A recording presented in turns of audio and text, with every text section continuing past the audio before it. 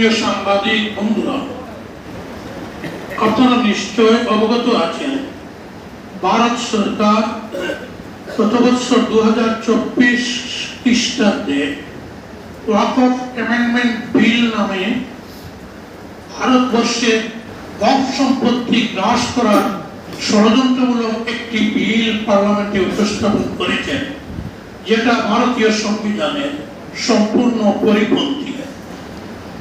এই ওয়াকফ বিল যৌথ সংসদীয় কমিটিতে প্রেরণ করা হয়েছিল, সেখানেও বিরোধী দলীয় সদস্যরা ঘোর আপত্তি জানিয়েছেন। এতৎ সত্ত্বেও সংসদীয় কমিটি একতরফাভাবে এই বিল পাস করার জন্য তারা বলপূর্বকভাবে প্রস্তাব গ্রহণ করে পার্লামেন্টে পেশ করেছে।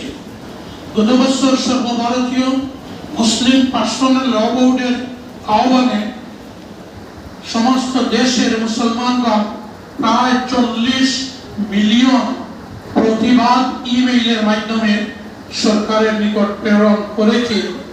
এতৎ সত্ত্বেও সরকার এই প্রতিবাদের প্রতি ভ্রুক্ষেপ করছে না।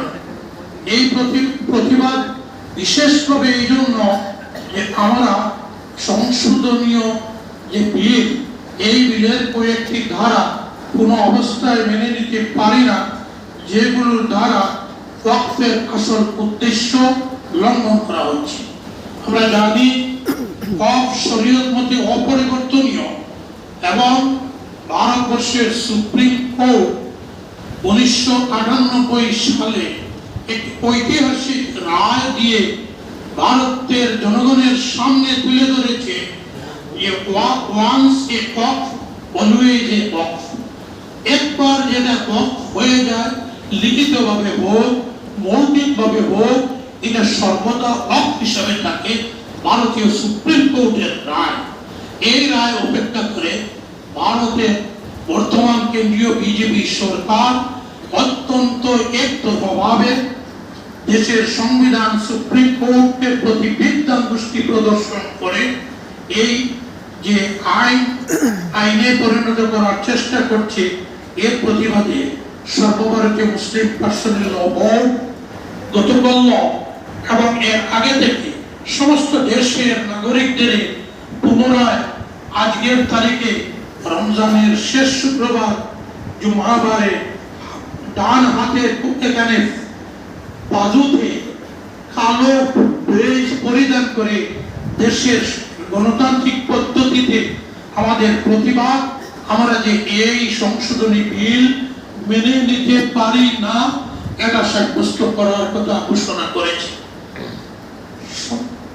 মুসলিম পার্সোনাল ল বোর্ডের ঘোষণায় উত্তর পূর্ব ভারত ইমারতে শরিয়া ও দাওয়াতুত তামিল বিভিন্ন সোশ্যাল মিডিয়ায় গতকাল থেকে সমস্ত নর্থ ইস্টের 7টি রাজ্য আসাম, ত্রিপুরা, মেঘালয়, মিজোরাম, মণিপুর, অরুণাচল ইত্যাদিতে সমস্ত মুসলমানকে আজকের দিন প্রতিবাদ দিবস হিসাবে পালন করার আহ্বান জানিয়েছি এবং সেই আহ্বানে সাড়া দিয়ে আজ খবর পাচ্ছি সমস্ত 7টি রাজ্যের মুসলমানরা এর প্রতিবাদ জানাচ্ছেন।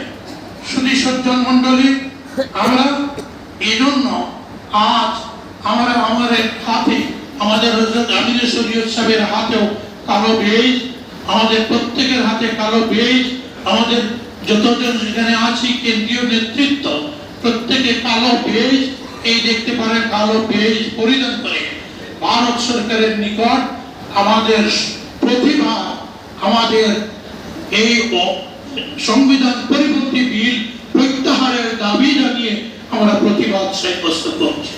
শুকরিয়া, ধন্যবাদ।